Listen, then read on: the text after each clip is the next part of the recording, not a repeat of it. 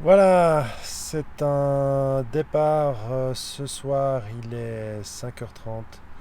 Je vais partir depuis ici, la Suisse romande. Je suis dans les Hauts de Lausanne, direction en voyage international. Première étape, ce sera, on va quitter la Suisse en voiture électrique pour arriver en Allemagne. Je vais vous montrer tout de suite le parcours de la première étape. Donc voilà le parcours. Euh, donc nous sommes dans les Hauts de Lausanne et nous allons donc passer par Berne, ensuite Bâle, pour ensuite arriver jusqu'au superchargeur un petit peu au nord de Fribourg, en Brisgau. On voit ici à l'arrivée en principe 33% de batterie. Nous sommes actuellement à 91% ici et on va arriver avec 33% de batterie en principe au superchargeur. Voilà, première étape, 280 km de 2h50. Pas besoin de charger, la voiture a suffisamment d'énergie, donc avec une marge assez importante à l'arrivée. C'est parti!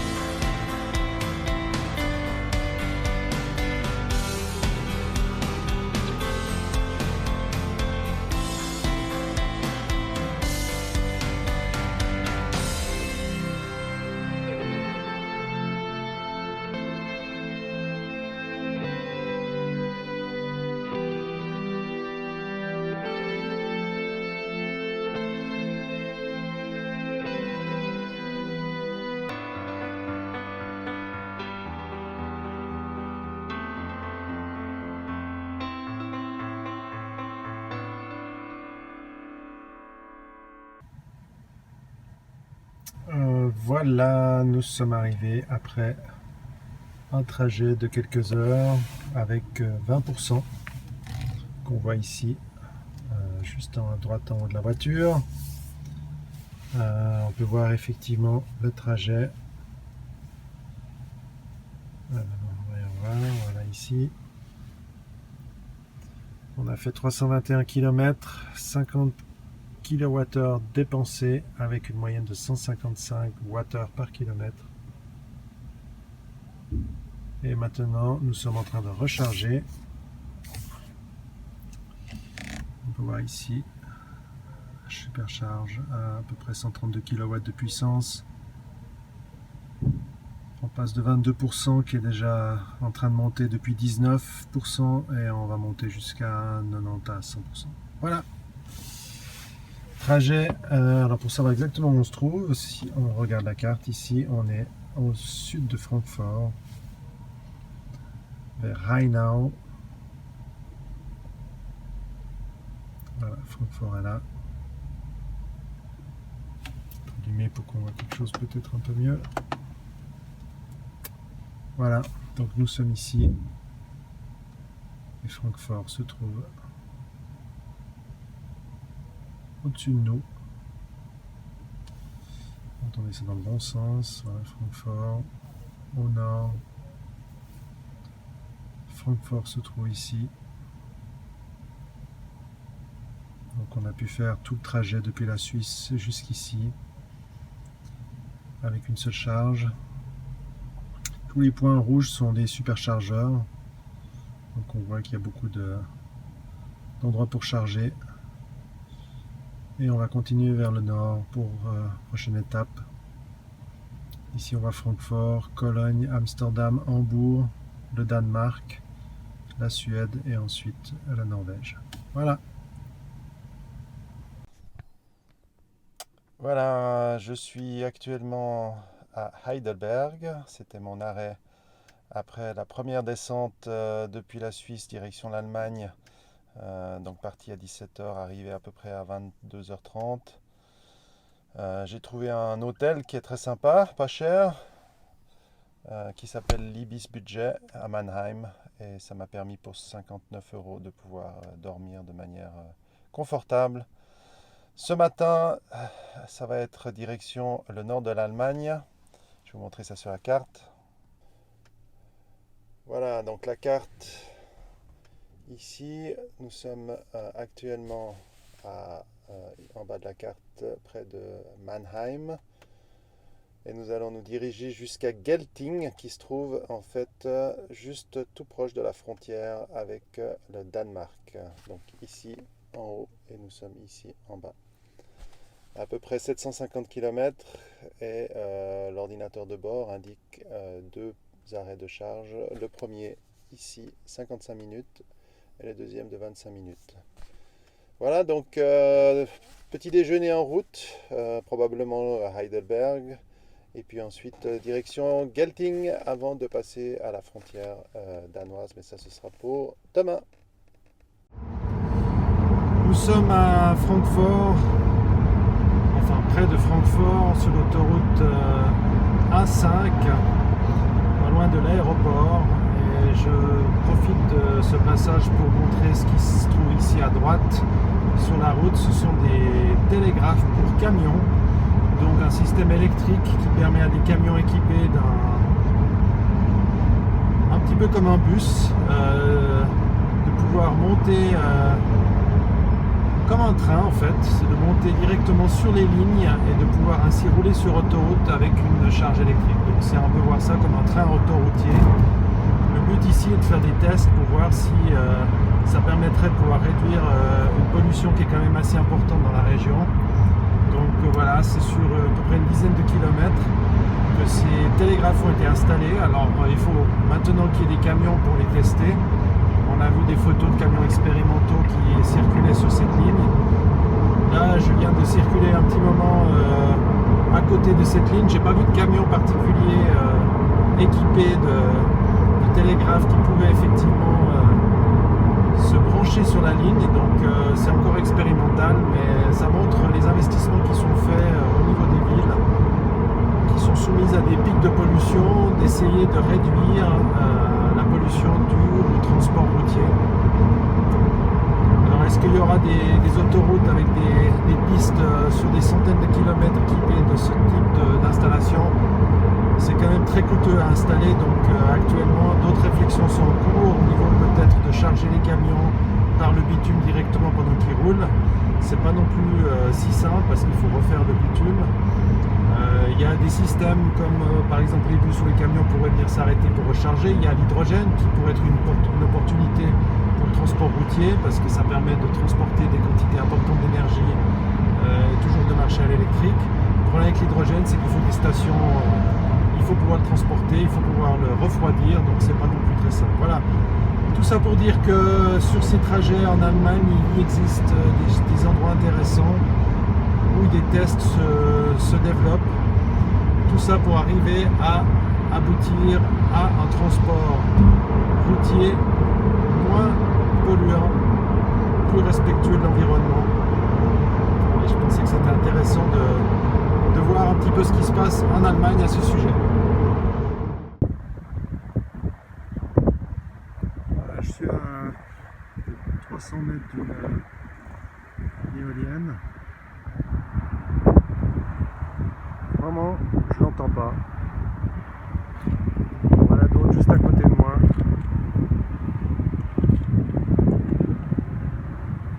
On entend le bruit des avions, mais pas des éoliennes.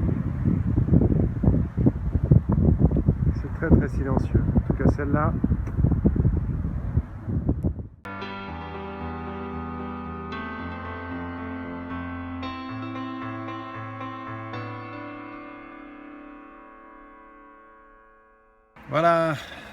Je suis arrivé au superchargeur. C'est la deuxième étape de recharge, deuxième jour de voyage. Ici, je vais rester 25 minutes. Je vais vous montrer où on se trouve. Donc voilà où on se trouve. Nous sommes juste au sud d'Hambourg. Et je dois recharger, on voit ici encore 20 minutes, donc je viens d'arriver. Avant de continuer mon chemin pour aller jusqu'à presque la frontière avec le Danemark. C'est un petit bed and breakfast très sympathique avec des points de charge, même si j'arrive avec 23. Non, là je suis à moins 23%, pardon, donc ça veut dire qu'il faut quand même que j'attende un petit peu avant de repartir. Mais voilà, presque la frontière avec le Danemark. C'est la dernière charge pour aujourd'hui. Ce soir, je pourrai charger directement à l'hôtel. Et ensuite, demain, ce sera Danemark, Suède et Norvège en une journée. Voilà, donc tout s'est bien passé. La voiture, on peut regarder rapidement ce qu'elle consomme. Donc on voit ici la moyenne sur ces 50 derniers kilomètres. Donc ici, on voit effectivement 140 Wh par kilomètre. Ce qui est assez bas, puisque ça correspond à 1,4 litre d'essence. On peut aussi regarder pour le trajet que j'ai fait. Comme on voit ici, par rapport au calcul en gris, ma batterie n'a pas été vidée aussi rapidement. C'est pour ça que la courbe en fait s'éloigne du gris.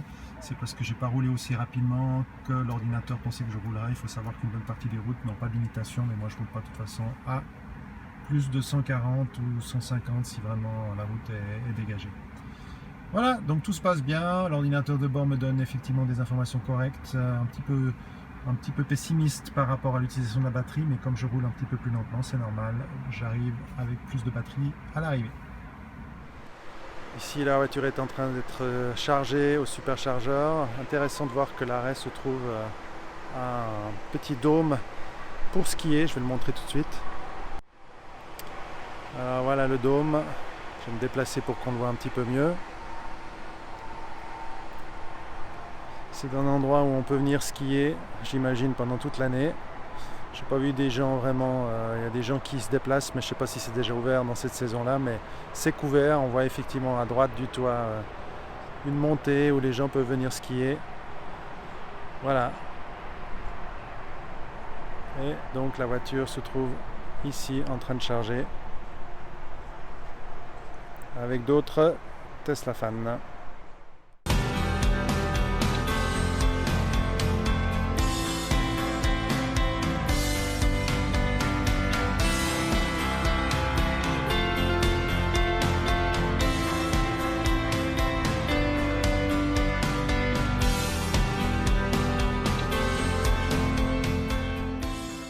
Je suis ici à la frontière entre l'Allemagne et la Norvège. Je vais faire un dernier passage direction Oslo. Tchuss! Au revoir! Et j'étais ici dans une auberge très sympathique tenue par une famille d'Allemands qui ont des voitures électriques, qui permettent aux voitures électriques de charger, qui ont des panneaux solaires sur le toit. On voit même ici, je vais peut-être tourner un petit peu pour qu'on voit derrière moi, nous avons une petite éolienne, enfin elle est plutôt grande, mais voilà. Donc un grand plaisir d'être resté ici. Ça permet de charger aussi la voiture et charger les batteries, les propres batteries personnelles. Voilà, maintenant c'est départ Oslo. Ce soir, en principe, arriver à Oslo et puis demain visite de Oslo.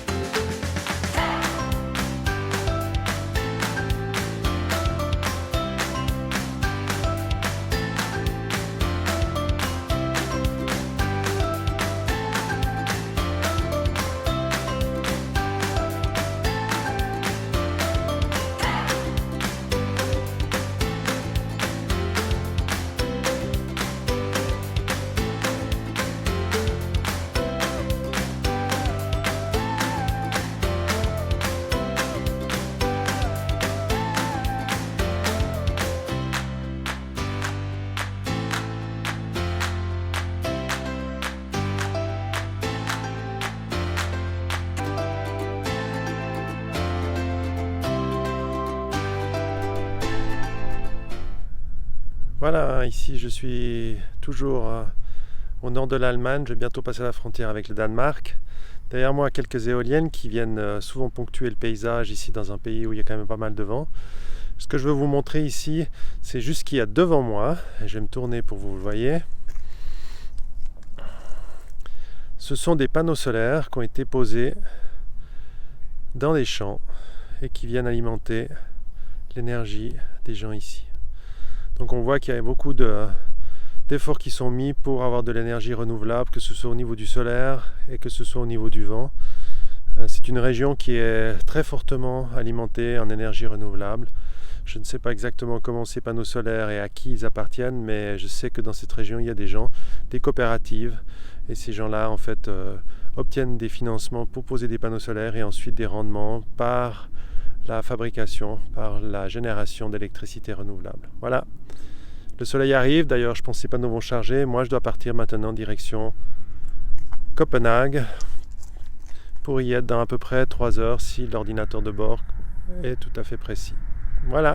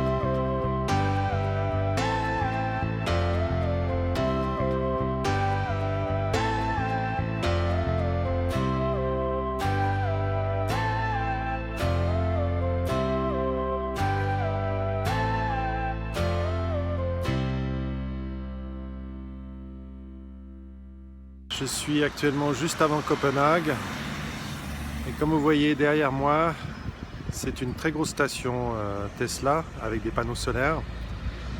J'ai pas compté le nombre de places, mais je pense qu'il y en a à peu près une vingtaine minimum. Voilà, elle est juste à placer en entrée de Copenhague. Je vais charger ici 25 minutes. Et ensuite ce sera direction la Suède avec un arrêt en Suède et pour finir après à Oslo ce soir vers 7h.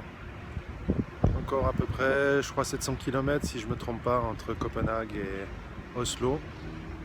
Comme vous le voyez, bon, on est jeudi donc c'est vrai que c'est peut-être pas le jour le plus occupé mais je pense qu'il y a quand même beaucoup de place, surtout des Tesla Model S. Désolé ça bouge un petit peu, j'ai pas le stabilisateur mais je trouvais intéressant de montrer cette station qui peut-être inaugure un petit peu ce qu'on va voir de plus en plus en Europe, des stations quand même plus importantes et aussi en partie utilisant l'énergie solaire, même si c'est clair que la puissance qu'a besoin les stations de charge actuellement ne peuvent pas être complétées seulement par du solaire. Voilà, c'est parti pour la suite.